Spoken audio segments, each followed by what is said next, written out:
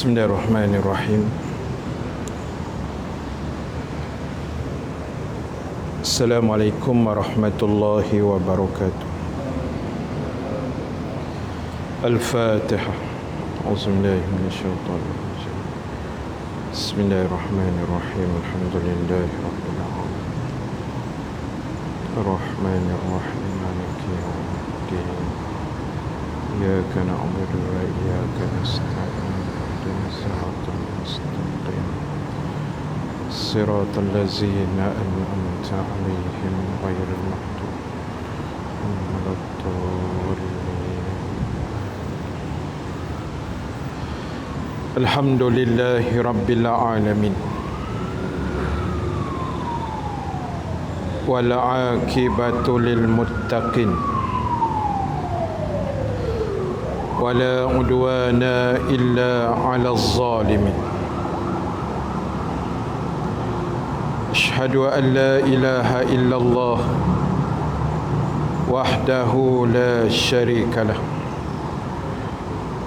وأشهد أن محمدا عبده ورسوله.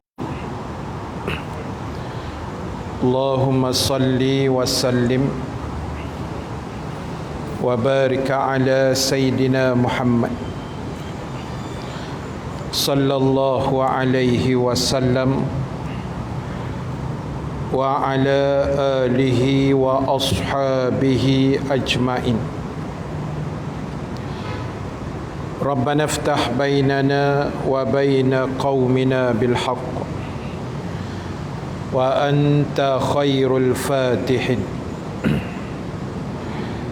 فسيكفيكهم الله وهو السميع العليم. أما بعد.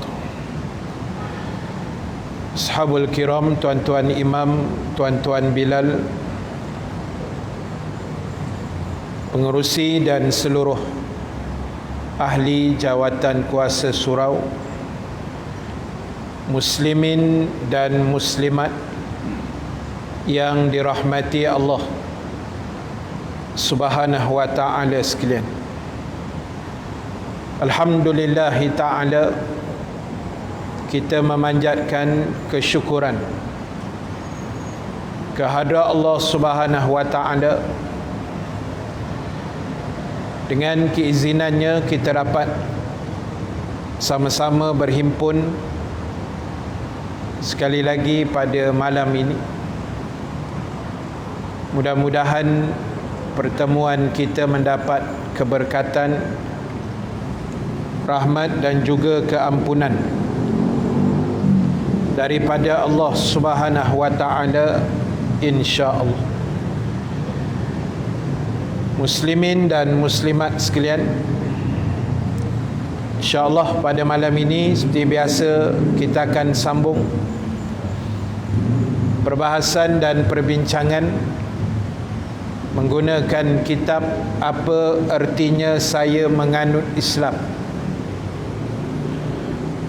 Kita sambung bacaan di dalam kitab pada muka surat 109.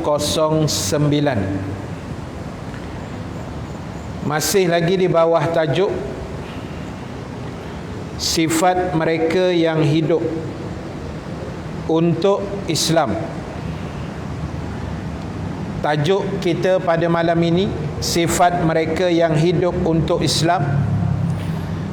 Dan kita masih lagi dalam sifat yang pertama, iaitulah benar-benar terikat dan menurut ajaran Islam. Dan kita sambung pada firman Allah surah Al-Baqarah ayat 44.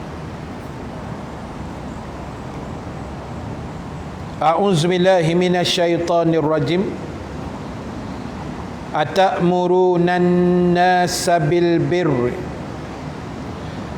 wa tansawna anfusakum wa antum tatlunal kitab afala ta'qilun. Apakah kamu menyuruh manusia lain berbuat baik sedangkan kamu lupa diri kamu sendiri? Padahal kamulah yang membaca Alkitab, maka tidakkah kamu berfikir? Tuan-tuan, ibu ayah sekalian, kriteria yang pertama sebagai orang-orang yang hidup untuk Islam ialah setiap pergerakan kita mestilah benar-benar terikat dengan ajaran Islam. Mesti terikat dengan ajaran agama Islam. Bahasa mudahnya kita sebut, dalam setiap pergerakan rutin harian kita, maka janganlah kita tersasar daripada ajaran dan landasan Islam. Sebab bila benda yang menyasar ini, dia agak berbahaya. Kita bawa kereta tersasar, itu agak bahaya. Bulan lepas ada geng muslimat bawa kenderaan tersasar, jatuh gaung, meninggal dunia di Sabah. Jadi hidup ini jangan tergelincir, tersasar daripada landasan yang sebenar. Sebab wajib saya, tuan-tuan, ibu-ibu sekalian, dan semua yang menonton pada malam ini mensyukuri nikmat Islam yang Allah hadiahkan pada kita. Yang kita kena tahu, nikmat beragama ini, nikmat menjadi seorang Muslim, ini bukan diperolehi oleh semua manusia. Hadis yang banyak kali saya bacakan telah bersabda Nabi sallallahu alaihi wasallam, "Innallaha yu'tid dunya liman yuhibbu wa liman la yuhibbu wa la yu'tid din illa liman ahabba." Atau kama qala an-nabi fil hadis. Yang bermaksud, sesungguhnya Allah Subhanahu wa taala menganugerahkan dunia ini, dunia yang kita pijak ini, Allah bagi pada siapa? Allah beri pada orang yang dia sayang dan orang yang dia tidak sayang. Dunia ni Allah bagi pada orang Islam, Allah bagi pada orang kafir. Sebab itu ada orang Islam yang kaya raya, jadi jutawan. Ada orang kafir juga yang kaya raya. Ada orang Islam yang jadi pemerintah dunia, pemerintah negara. Ada juga orang kafir yang menjadi pemerintah. Jadi cerita dunia ni Allah bagi semua. Orang kafir ke, orang Islam ke, orang Melayu ke, orang Cina ke, India ke, orang yang melawan dia ke, yang ikut cakap dia ke, Allah bagi benda ni. Dan ini dia panggil, kata ulama, sebagai sifat Ar-Rahman. Maha pemurahnya Allah. Maha pemurahnya Allah, dia tak berkira siapa. Pemurah kita berkira juga. Kalau member rapat, kita belanja. Kalau tak apa kenal, mungkin salam aja lah, tak belanja. Pemurah kita ni ada limit. Ada limit. Tadi petang Zuhur lah, Zuhur, saya nak pergi ziarah anak di asrama di Shah Alam. Perut lapar sangat, tuan-tuan. Singgah kedai restoran, dipanggil restoran takwa. Orang yang bertakwa je masuk restoran tu. Restoran takwa. Di Gombak pun ada, Shah Alam pun ada, mungkin tempat sini saya tak pastilah. Ada lah. Ada juga. Jadi kita pun lapar tuan-tuan. Ambil lauk pun tak sedar ke diri. Lepas tu anak pun makan, isteri pun makan. Kebetulan Zuhur dah masuk, saya dah makan semua, ambil air semayang, pergi solat di surau dalam restoran tu. Dah selesai semua, bungkus pula untuk anak yang duduk asrama tu. Bila nak bayar, mamak tu kata tadi ada ini laki bini tak tahu siapa, dia kata bayar. Sudah bayar, dia kata. Jenuh pula saya mikir, siapa pula yang bayar. Tapi saya perasan masa pasangan suami isteri tu masuk, yang bini dia macam menengok ke kita je. Bukanlah menengok, inilah tengok macam pandangan anak murid pada ustaz lah. Kan kot dia kata macam aku kenal ustaz ni kot. Saya pun duk rasa macam tu pasal dia memandang aja. Dia sebalik emas dia tu kan, mata dia menengok aja. Kita pun tak sangka dia nak bayar kan. Rezeki lah. Jadi kita pun bayar di kedai pun kadang pemurah kita pun tengok, oh ni ustaz aku bayar lah. Kadang-kadang nampak ke ustaz tak dibayarnya juga. Ada juga. Kan. Tapi Allah ni dia punya pemurah unlimited. Tidak ada had, tidak ada batasan. Yang melawan dengan dia pun dia bagi, yang taat pun dia bagi, yang sujud dia bagi, yang tak sujud pun dia bagi juga.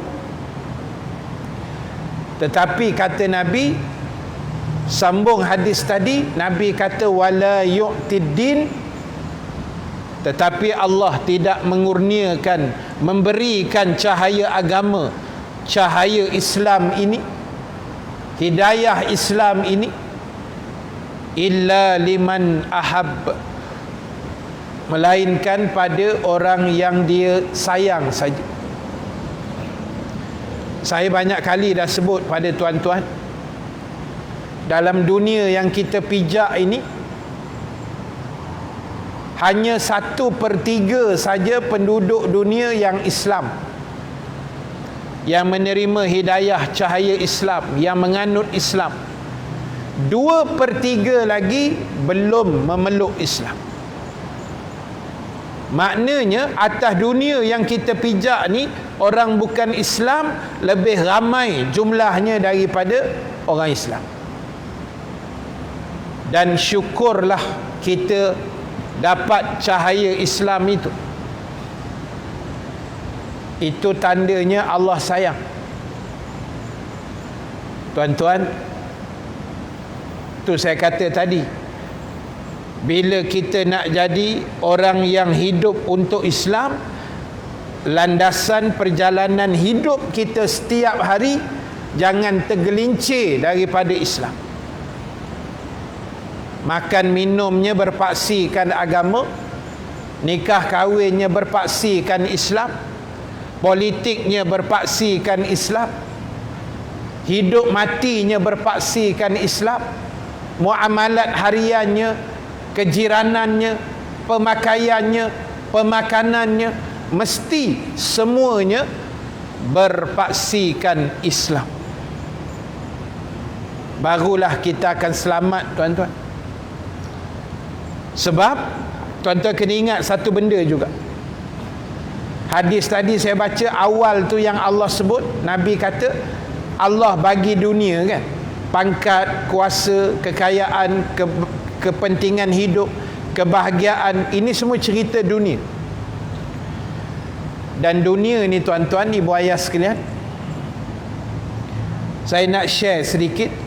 Lama saya tak baca hadis ni. Nabi SAW pernah mengeluarkan sepotong hadis tentang dunia. Banyaklah hadis-hadis Nabi tentang dunia tu, tapi saya nak petik satu malam ni,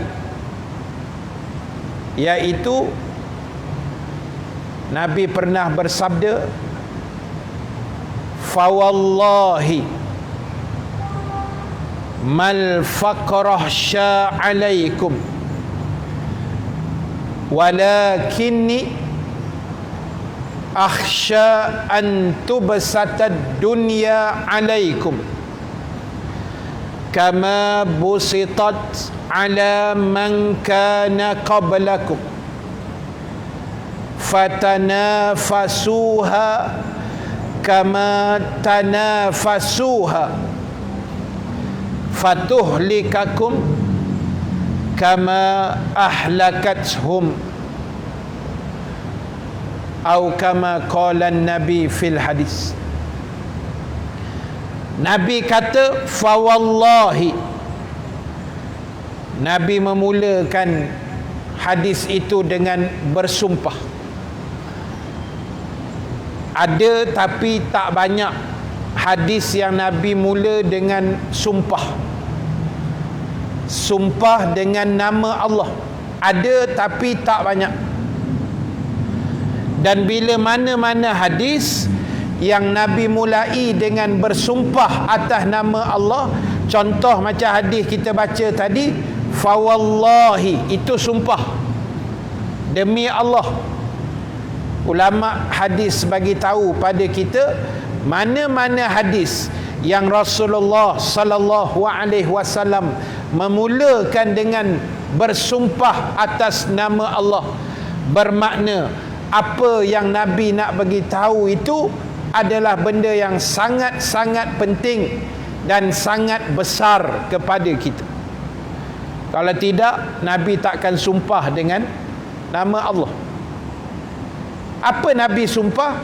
Nabi kata, demi Allah, mal faqrah sya'alaikum, bukanlah kefakiran atau kemiskinan itu yang aku takut menimpa kamu. Tuan-tuan, ibu ayah sekalian, Nabi tak takut kita ni miskin. Nabi tak risau sangat kalau kita ni fakir miskin, orang susah, harta benda tak berapa ada, kais pagi makan pagi. Nabi tak risau sangat. Tetapi kata Nabi, walakinni akhsha, akan tetapi kata Nabi, yang paling aku takut ialah apabila dunia dibentangkan di hadapan kamu sebagaimana dunia yang sama telah dibentangkan ke atas umat sebelum daripada kamu. Nabi tak risau sangat kita tak berapa ada duit. Nabi tak susah hati kalau ekonomi jatuh kan. Nabi tak risau sangat. Hak yang Nabi risau ialah apabila kita dibentang dan dihidangkan dengan dunia. Ni dunia yang kita pijak ni. Tuan-tuan kena ingat, dunia yang kita pijak ni lah dunia yang Firaun pijak juga, sama je. Dunia yang Nabi Adam pijak, Nabi Musa pijak, Abu Jahal pijak, inilah yang kita pijak. Bumi dan dunia yang sama. Habis apa yang Nabi risau sangat, Ustaz? Nabi kata bila kamu dah dibentang dan dihidangkan dengan dunia, apa akan berlaku? Fatanafasuha, kamu akan berebut-rebut dengan dunia ini. Kita akan ambil, akan sauk, akan kaut dunia ni. Nabi kata fatanafasuha, kamu akan berebut dengan tak peduli halal ke, haram ke, kita punya ke, orang punya ke, boleh ke tak boleh, itu nombor 19. Nabi kata fatanafasuha kama tanafasuha, kamu berebut dengan dunia, itu yang aku takut, kata Nabi, sebagaimana umat dulu berebut dengan dunia. Tengok Firaun, macam mana dia membina empayar dunia pada zaman itu. Yang tuan-tuan pergi Mesir tengok piramid tu, Itu kubur dia tahu. Bapak punya besar macam tu. Tuan-tuan bayang rumah Firaun agak-agak besar mana. Piramid tu kubur dia. Kubur. Bukan rumah. Piramid tu kuburnya. Geng-geng Firaun ni semua mati bubuh dalam tu. Kerabat-kerabat dia. Kan besar piramid tu kan. Tuan-tuan mungkin pernah pergi Mesir, atau tak pernah pun mungkin tengok dalam TV. Saya tak pernah tengok ke Ustaz. Tengok Sunway piramid je lah. Ambil semangat Firaun sikit. Jadi itu baru kubur, tuan-tuan. Baru kubur. Firaun telah tawan dunia pada zaman itu. Qarun, macam mana banyaknya harta yang dia miliki. Allah uji dia dengan harta. Dan kita sebut dah banyak kali, Qarun dalam riwayat yang kuat adalah sepupu kepada Nabi Musa alaihi salam. Dia bukan orang lain, dia sepupu Nabi Musa. Jadi tuan-tuan, ini yang Nabi takut. Kamu akan berebut dengan dunia, kamu akan bergaduh dengan dunia, kamu tak peduli halal haram.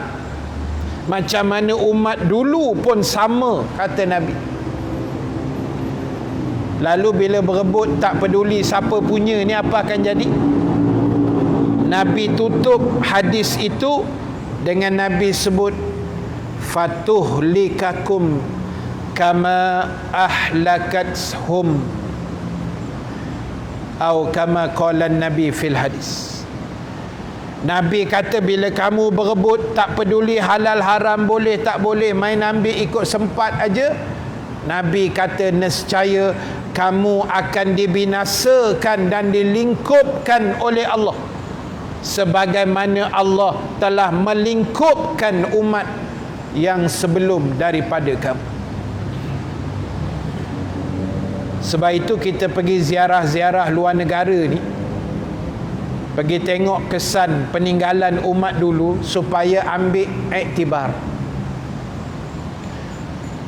Tuan-tuan tengok tak? Kalau tuan-tuan Google pun boleh lah, tak payah pergi Mesir lah. Tuan-tuan type dekat Google tu mumia Firaun atau mayat Firaun, cu type dalam tu, cu tengok muka ni. Allah kekalkan wajah Firaun yang pernah berlawan dengan Nabi Musa, yang pernah jadi bapa angkatnya Nabi Musa alaihi salam. Allah kekalkan wajahnya sampai hari kiamat. Walaupun dia dah mati mungkin puluh ribu ratus tahun, wallahu a'lam, tapi jasad fizikalnya masih ada. Supaya bila kita tengok wajah Firaun tu, kan kita tengok, oh ini orang tua yang kuat melawan dulu, mati juga sudahnya kan. Ambil iktibar begitulah. Jangan tengok-tengok sian Firaun Ustaz, kita buat tahlil cerah masa depan. Jadi tuan-tuan, ibu ayah sekalian, ini dunia yang kita pijak. Sebab itu kena siapkan sebaik-baik bekalan. Sebab tuan-tuan ibu ayah sekalian, saya selalu sebut, hari-hari kuliah saya sebut benda yang sama, kita akan mati. Dan kita bernasib baik malam ini sebab belum mati. Kan? Kita masih hidup. Itu hari yang jatuh lift tu kat sini. Sini lah. Mati kan? Mati lah. Di Surau Ikhwan, Desa Bakti Selayang, hari Khamis depan saya kuliah di situ, kuliah bulanan. 2 minggu lepas AJK WhatsApp, dia kata, Ustaz, Tuan Haji sekian meninggal dunia jamaah kita. Saya kata, Ji, saya nama-nama ni tak apa kenal, jamaah-jamaah ni. Haji hantar gambar tengok, kot-kot saya kenal. Yalah macam tuan-tuan kan. Saya kenal muka tuan-tuan, tapi nama tuan-tuan bukan semua saya tahu. Tapi bila terjumpa di luar, kita tahulah ni geng surau komplek Belia, kita tahu. Jadi saya kata KJK tu hantar gambar tengok. Dia sebut nama, kita tak cam. Bila dia hantar gambar, tepuk dahi ya. Saya kata ini kita punya bendahari ni. Kan kita ustaz-ustaz dengan bendahari mesti rapat punya. Yang buat pasal tengah kuliah tak nampak muka bendahari, kacau. Tak. Bendahari datang malam ni. Jadi tuan-tuan, nak sebut rupanya yang meninggal tu bendahari. Dia akan duduk atas kursi belah kanan macam ni lah. Duduk ujung tu atas kursi. Kan habis kuliah isyak semayang, dia akan datang jumpa kita di ulur sampul tu kan, Sagawati kuliah. Lepas tu dia akan iring saya sambil keluar pergi tangga surau luar. Dia akan sembang.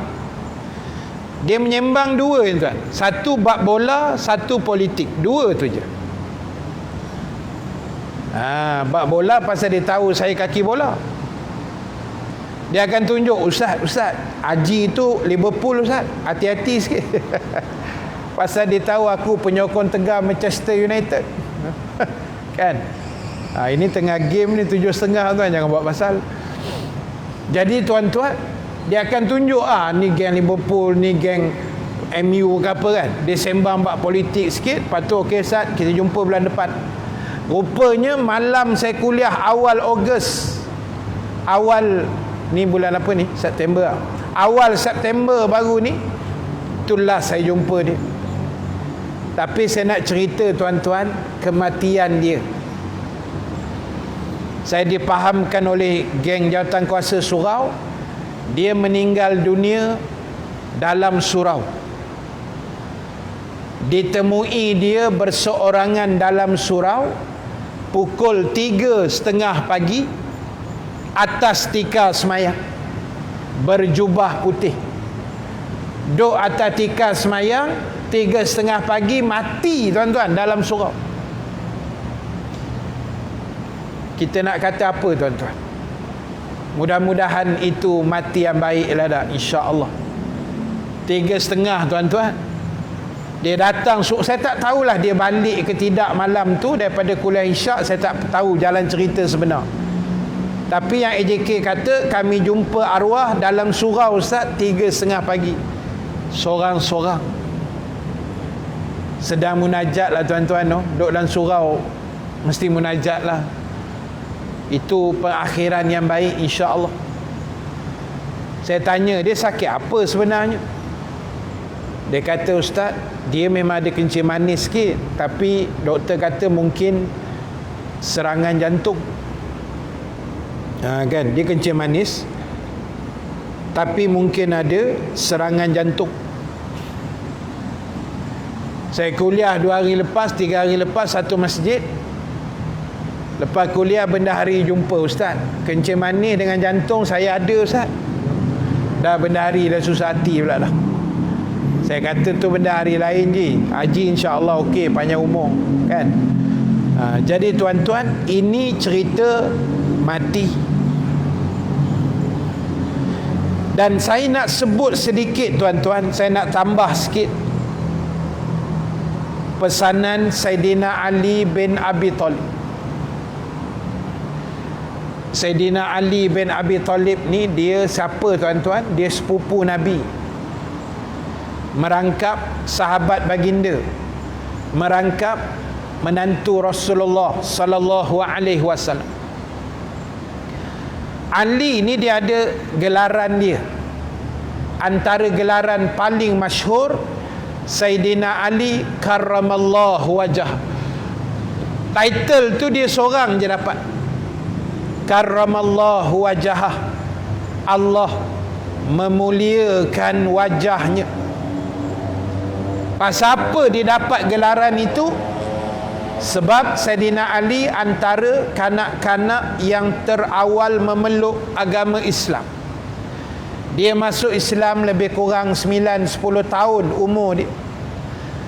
Dan di antara dia lahir sampai 9-10 tahun, dia membesar sekali dalam rumah dia dengan Nabi SAW. Sebab itu Ali tak pernah sembah walau satu pun patung berhala sebelum dia memeluk Islam.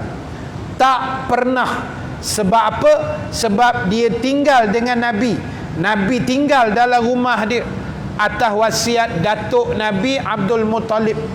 Sebelum Abdul Muttalib meninggal dunia, dia pesan pada Abu Talib. Siapa Abu Talib? Pak saudara Nabi.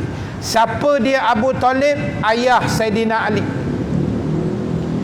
Abdul Muttalib pesan, wahai Abu Talib, aku nak mati dah ni. Aku wasiatkan kamu, tolong jaga Muhammad ni betul-betul cucu aku. Tu yang Abu Talib ambil bela tu. Tu yang Ali membesar dengan Nabi dalam rumah sekali. Sebab itu dia tak pernah sembah berhala. Sebab dia duduk dengan Nabi dan dia tengok benda yang baik-baik saja yang Rasulullah buat. Dia tak sama macam sahabat lain. Saidina Umar biasa sembah berhala sebelum Islam. Bukan takat sembah berhala, tuan-tuan. Saidina Umar berhala pun dia makan. Lagi hebat. Kan? Dia pernah kunyah lah telinga berhala tu.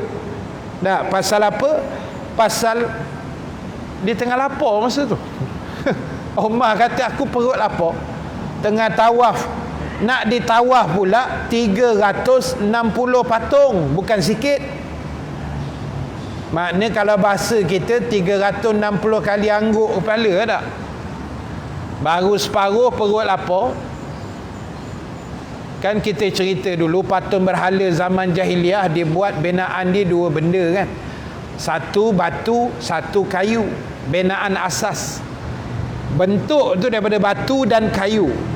Tapi aksesori macam telinga, hidung, mata mereka letak makanan. Manisan. Telinga dia kuih donat, macam tu lah lebih kurang. Hidung dia buah kurma ke apa kan. Omar kata, aku tengah lapar, tak ada pasal, aku robek telinga berhala, aku telan. Itu Saidina Umar kan. Itu yang lepas dia masuk Islam, dia gelak sorang-sorang. Orang tanya dia, kau gelak pasal apa sorang-sorang kan. Umar kata, aku teringat zaman jahil dulu, Tuhan pun aku makan. Tuhan apa ke benda macam tu tak? Itu Umar gelak balik. Ali tak pernah sembah. Sebab itu dia gelar Ali karramallahu wajah. Allah memuliakan wajah. Satu lagi gelaran tapi tak berapa popular lah pada Saidina Ali, iaitu Ali Al-Hukama. Saidina Ali Al-Hukama. Hukama makna apa? Hakim, orang yang cerdik. Ali Al-Hukama. Ali ni orang yang cerdik, orang yang bijak, orang yang genius, otak bergeliga.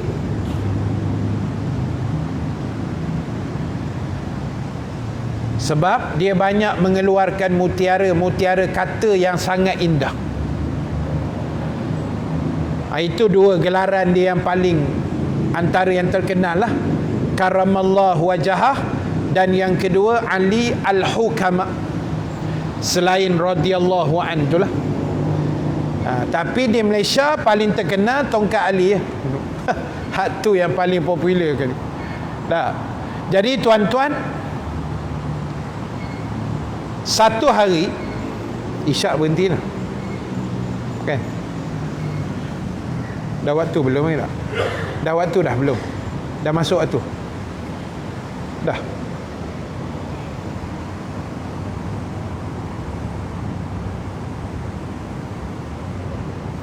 Oh, dah waktu.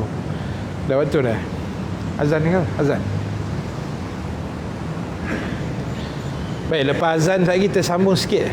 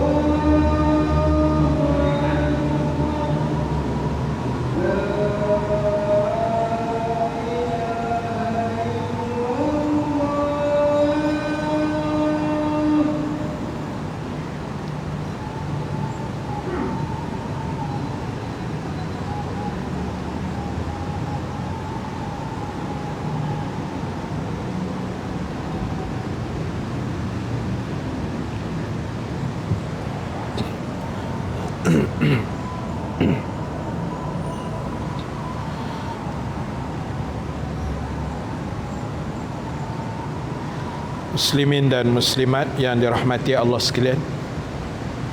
Baik, saya nak sambung sedikit dalam 3-4 minit insya-Allah. Apa yang disebut satu hari ada satu orang dia jumpa dan bertanya satu soalan pada Saidina Ali. Tapi dalam satu soalan itu ada dua soalan. Canggih ke yang tukang tanya kan? Dia satu soalan tapi ada dua dalam tu. 2 in 1 dipanggil. Soalan dia ditanya, wahai Ali, apa benda yang susah dan apa benda yang paling susah? Itu soalan dia. Kan? Apa benda yang susah dan yang paling susah? Kalau tuan-tuan tanya saya memang susah nak jawab lah. Jawapan dia susah nak jawab. Kan memang susah lah. Tapi Saidina Ali boleh jawab. Kita ambil iktibar jawapan Saidina Ali ni. Dia kata yang susah ialah kubur, kematian ataupun alam barzakh. Itu benda yang susah. Yang susah kata Saidina Ali ialah alam barzakh atau kubur atau kematian manusia. Itu susah. Ada orang dah masuk kubur, kubur tendang balik. Kubur tak terima dia. Ada yang kubur himpit, ada yang kena seksa dalam kubur. Kala jengking lagi tunggu ular lagi, macam-macam tuan. Malaikat yang bengis, malaikat yang dipanggil Munkar dan Nakir, yang Nabi kata hitam legam kulitnya, matanya biru, tak pernah senyum. Yang itu yang tunggu kita dalam kubur besok.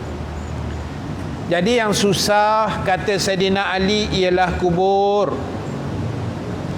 Dan yang paling susah kata Saidina Ali ialah apabila kamu masuk dalam kubur dengan tidak ada membawa bekalan. Itu yang paling susah. Kubur tu dah susah dah. Na'udzubillah, mati tak siap bekalan, pergi masuk dalam kubur tak ada preparation. Itu paling susah kata Saidina Ali. Na'udzubillah. Sebab itulah tuan-tuan, ibu ayah sekalian, inilah yang kita buat. Inilah yang sedang kita buat, yang kita prepare. Inilah bekalan yang kita nak kena bawa. Dan saya sebut banyak kali, ustaz lain pun remind benda yang sama. Amalan-amalan wajib kita jaga elok-elok, jaga baik-baik. Amalan-amalan sunat kita cuba buat sedaya atau sehabis baik yang kita boleh buat. Baik itu kalau boleh tuan-tuan, kalau boleh kita pesan sama-sama, baca Quran jangan tinggal, selawat Nabi jangan tinggal, istighfar jangan tinggal, dan satu lagi, tawakal dengan Allah, kebergantungan kita dengan Allah jangan tinggal. Jangan tinggal. 4 benda jangan tinggal tuan-tuan. Quran, selawat Nabi, istighfar, minta ampun dengan Allah, dan yang keempat tadi, tawakal dengan dia. Pertama Quran, kedua selawat Nabi, ketiga istighfar, keempat tawakal. Sentiasa apa keadaan serah pada Allah, serah pada dia, serah pada dia. Kita tak ada kekuatan tuan-tuan. Ni tuan-tuan nak balik lepas isyak sekejap lagi, walaupun jalan kaki sebelah sini je flatnya, bismillah tawakal juga. Kau jadi apa-apa kita tak tahu. Kan macam orang yang bawa kereta jatuh beam daripada highway tak siap tu kan, dekat TBS belakang. Itu kena tawakal tuan-tuan. Kalau dah tawakal jadi juga, itu bukan kerja kita lah. Itu kita serah pada dia. Tawakal ni maknanya kita serah saja bulat-bulat. Selepas kita usaha sedaya yang mungkin, dan bila jadi apa-apa kita redha. Itu nama dia tawakal. Jangan bila jadi komplain banyak pula, tu tak jadi. Tu tak kena. Redha tak ada kat situ. Jadi tuan-tuan, itu sedikit pesanan terakhir untuk malam ni. Mudah-mudahan Allah Subhanahu Wa Ta'ala memberikan kebaikan pada kita semua, dan insya-Allah kita sambung huraian berikutnya. Hujatul Islam Imam Al-Ghazali berkata, iaitu kita akan bincang insya-Allah pada bulan depan dengan izin Allah Subhanahu Wa Ta'ala. Terima kasih pada semua yang hadir pada malam ini, semua yang menonton live Facebook audio kuliah kita pada malam ini. Mudah-mudahan dirahmati Allah Subhanahu Wa Ta'ala. Yang baik, yang benar daripada Allah, yang kurang kelemahan diri saya sendiri. Kita tangguhkan dulu majlis dengan tasbih kafarah, suratul As, dan bacaan doa. Subhanakallahumma wa bihamdika, nashhadu an la ilaha illa anta, nastaghfiruka wa natubu ilaik. Bismillahirrahmanirrahim. Wal asri innal insana lafi khusr illa allazina amanu wa amilus salihat wa tawasaw bil haqq wa tawasaw bis sabr. Bismillahirrahmanirrahim. Alhamdulillahi rabbil alamin. Wassalatu wassalamu ala asyrafil anbiya'i wal mursalin Sayyidina Muhammad wa ala alihi wa sahbihi ajma'in. Allahumma ja'al jam'ana haza jam'an marhuma wa tafarruqana min ba'dihi tafarruqan ma'suma wa la taj'alillahumma fina syaqiyan wa la mahruman wa la matruda. Wa sallallahu ala sayyidina Muhammad wa ala alihi wa sahbihi ajma'in. Walhamdulillahi rabbil alamin. Assalamualaikum warahmatullahi wabarakatuh.